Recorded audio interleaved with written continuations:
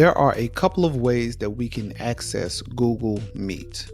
The first one is that we can click right here on the app launcher or the waffle, and we can go right down to where it says Google Meet and click on the icon for Google Meet, and it will bring us over to the Google Meet application. The other way that we can navigate to Google Meet is by accessing this meet.google.com. Once we arrive at Google Meet, we can either join or start a meeting.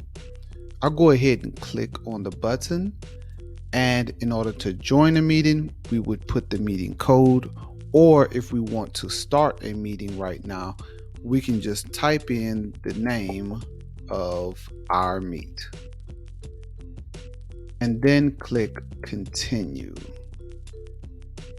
When we look to join a meeting for the first time, we need to allow Meet to use our camera and microphone. We'll see the option for allow. We'll click on allow. Once I've allowed access to my camera and microphone, I'll then be able to see a preview of myself before entering into the classroom or the meeting.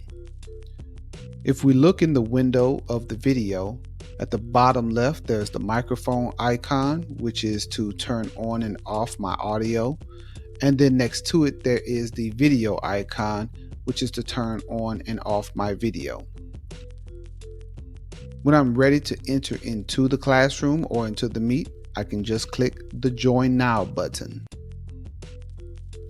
Once I enter into the classroom, I'll then be able to see a couple of little buttons right down here at the bottom. The first one is for the microphone. That lets me know that if I've forgotten to mute myself before coming into the classroom, I can click on the microphone and it will turn red and you won't be able to hear me anymore.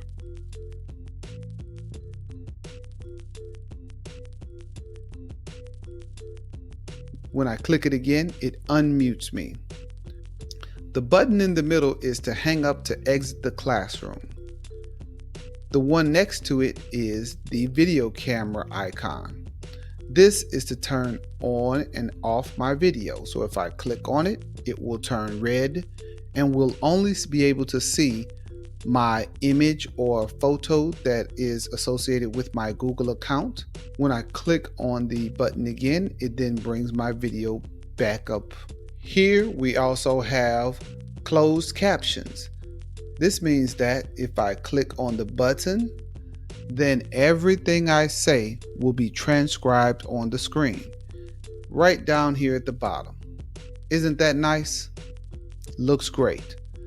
This is also a great strategy for those students who may need a little bit more focus, or it allows me to be able to read the comments in addition to hearing what the person is saying.